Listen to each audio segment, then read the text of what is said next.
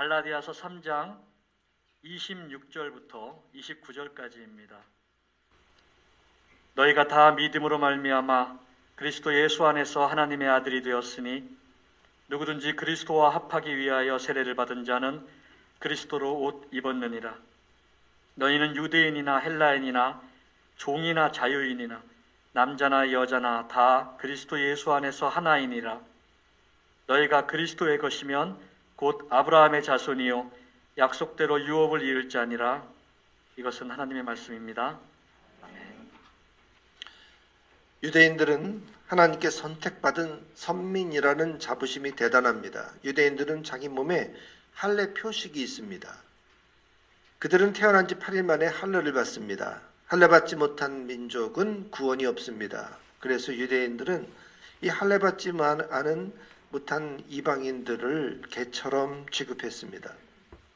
그런데 같은 유대인이면서 절반은 몸에 표식이 없습니다.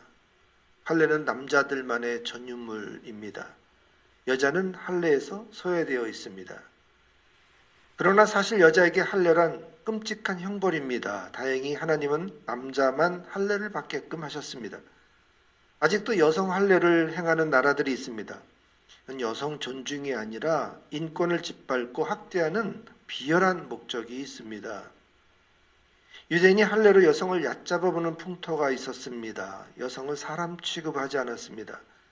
그 논리가 하와가 선악과를 따먹고 남자에게 권했기 때문이라는 거죠.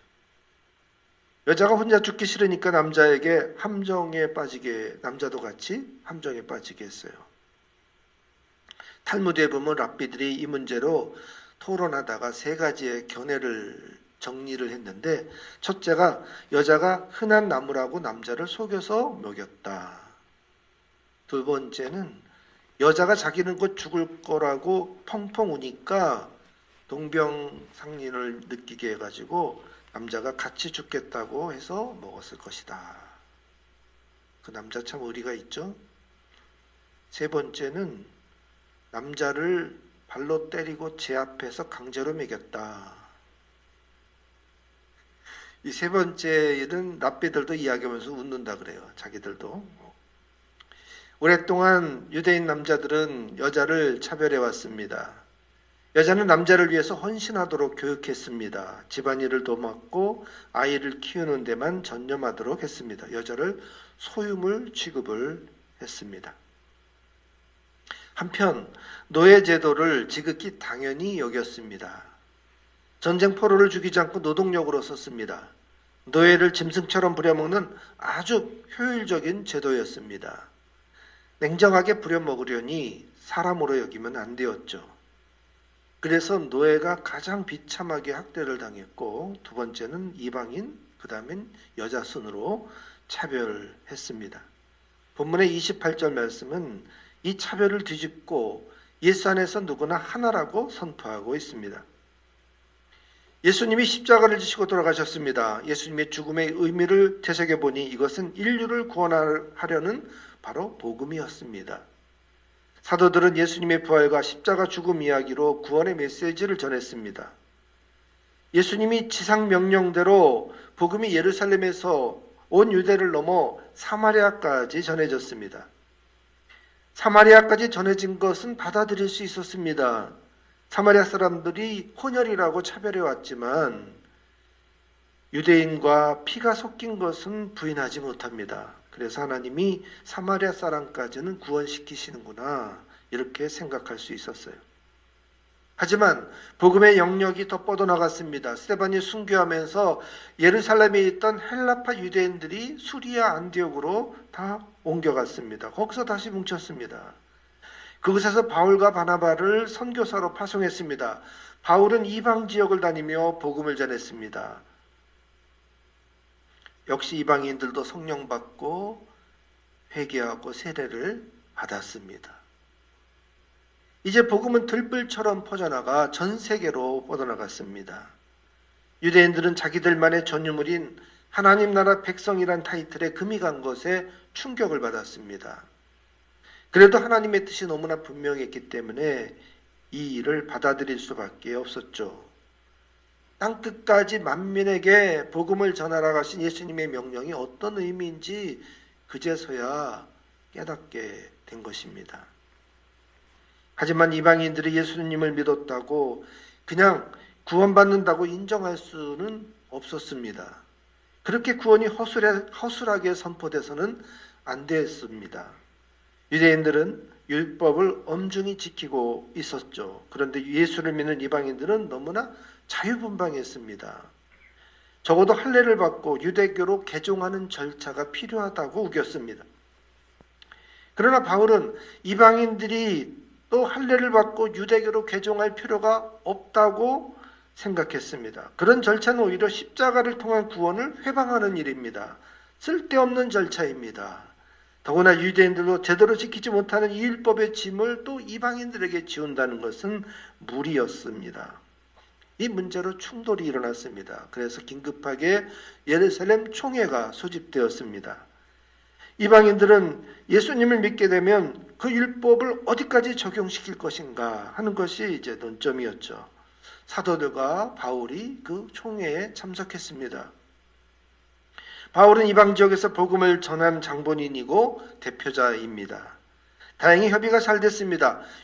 율법의 614가지 조항 중에서 4가지 조항만 빼고 모두 이방인들에게는 적용시키지 않기로 했습니다. 예외는 우상제물, 음행, 목매어 죽인 것, 피, 이것을 멀리하게 했습니다. 그리고 바울과 바나바를 사도로 인정해서 더 힘차게 복음을 전하도록 결의했습니다.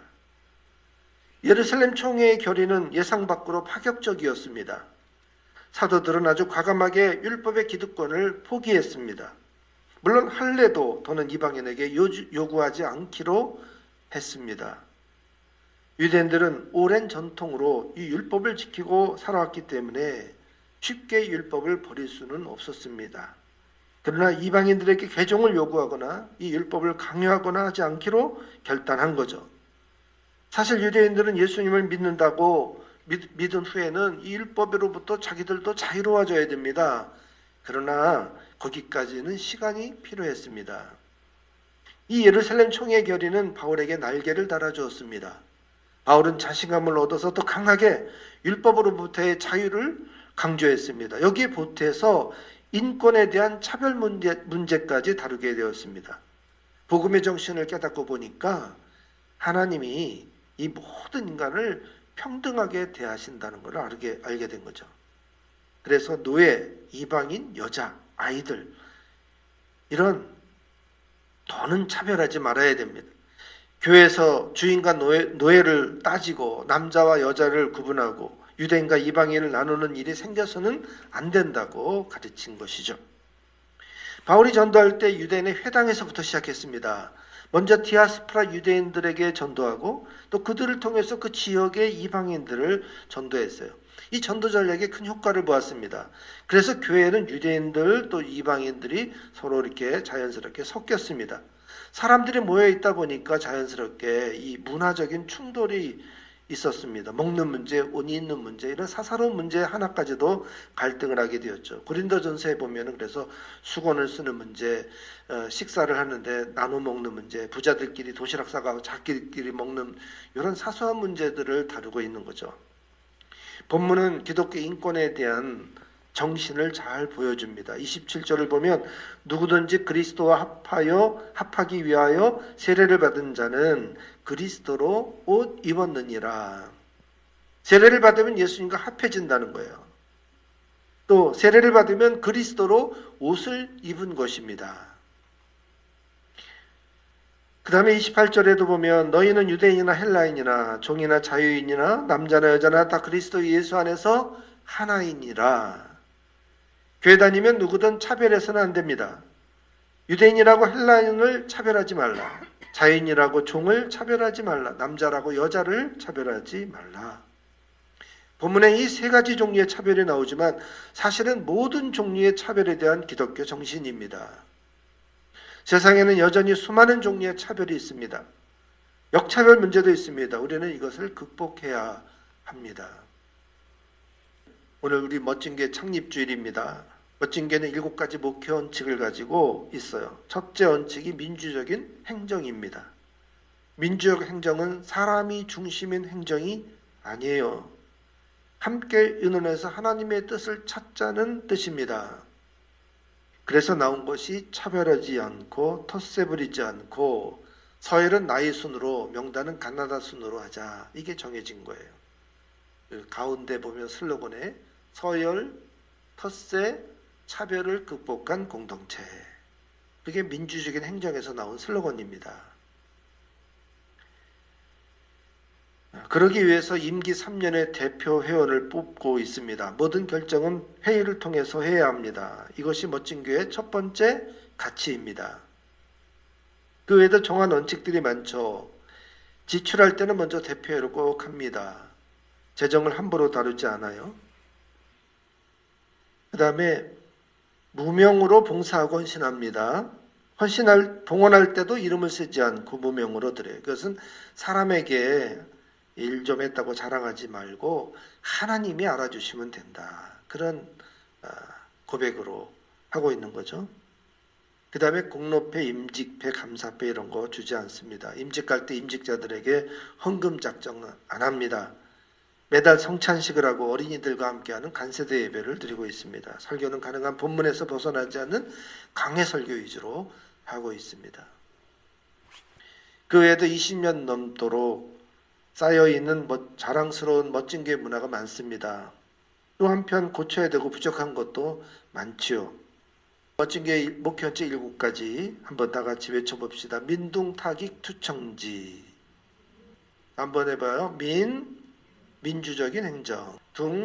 둥지를 통한 공동체. 탁월한 예배와 문화. 익명의 헌신. 투명한 재정. 청지기적 영성. 지역사회와 함께. 청지기적 영성, 시간과 재물과 재능을 하나님께 드리자.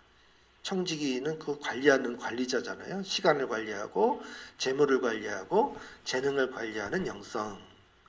시간을 관리하도록 하나님이 우리에게 주신 게 안식일, 성수주의라는 거. 주일 예배 꼭 빼먹지 말고 드리는 영성. 재물을 관리하게 하기 위해서 하나님이 우리에게 요구하신 게 11조.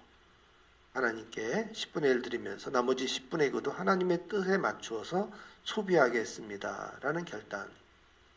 재능을 하나님이 나에 주신 걸 가지고 헌신하고 봉사하라고 주신 거니까 땅에다 묻어놓지 말고 열심히 끄집어서 봉사하고 헌신하는 데 내 재능을 쓰는 거죠. 하나하나 다 설명하면 시간이 너무 많이 가기 때문에 여러분이 목회 원칙 7가지 이 가치를 잘 소중하게 여기고 또 잘 이게 입에 배서 다른 사람에게 전도할 때 우리 멋진 교를 이렇게 소개하는데 꼭 쓰도록 해주시기 바랍니다. 교회는 함께 고치고 다듬으면서 이뤄가야 됩니다. 이렇게 점점 그리스도를 향해 가는 것이죠. 멋진 교회 평생표어는 예수 닮기입니다. 그것이 오늘 본문에서 말씀한 그리스도로 옷 입는 것입니다. 나 예수 믿는다고 표내는 것입니다. 그리스도로 옷 입는다는 거 뭐예요? I am Christian. 예수 믿는 사람입니다. 라고 표내고 다니라 이 말이에요. 로마서 13장 14절에도 오직 주 예수 그리스도로 옷 입고 정욕을 위하여 육신의 일을 도모하지 말라고 했습니다. 그리스도 옷을 입으면 예수님 같이 말하고 행동해야 합니다. 함부로 행동하면 예수님 욕되게 하는 것이죠. 특히 세례받은 사람들은 그리스도로 옷 입은 거예요. 그러니까 그 책임을 져야 되고 당당하게 내 신분을 드러내놓고 살아야 됩니다. 유대인들은 혈통과 할례를 자랑했습니다. 그런데 보세요. 유대인들이 지금 혈통을 자랑하게 생겼나요? 2000년 동안 온 세계를 떠돌면서 영토 없이 살다가 이제야 이제 모였는데 보니까 전 세계인들과 피가 다 섞여가지고 제각기 생겨갖고 모인 거예요. 혈통은 지금 없어졌어요. 할례? 요즘 우리나라 사내 애들 뭐 다 포경 수술 받아요. 할례 가지고 유대인들의 표식이라고 뭐 따로 이렇게 주장할 게 없어요. 이에 할례에 맞대응할 수 있는 게 바로 세례입니다. 세례는 예수님이 나의 구주이심을 깨닫고 고백하면 누구나 받을 수 있습니다. 이 세례를 받으면 그때부터 표가 나야 됩니다. 세례받은 사람은 그리스도의 향기가 나야 됩니다. 그래서 단박에 표가 나는 거예요. 아, 저 사람은 예수 믿는 사람이구나. 여러분, 우리 예수 믿는 거 감추지 말고 당당하게 드러내놓고 사십시다. 세례받은 그리스도인은 사회의 모든 차별과 맞서 싸워야 합니다. 예수님은 죄인과 세리의 친구가 되셨습니다. 고아, 가부, 가난하고 병든 자를 돌보아 주셨습니다. 우리도 이 기독교의 평등 사상을 나타냅시다. 누구나 주 안에서 하나가 됩시다. 우리는 이 가치를 지키는 멋진 이안입니다.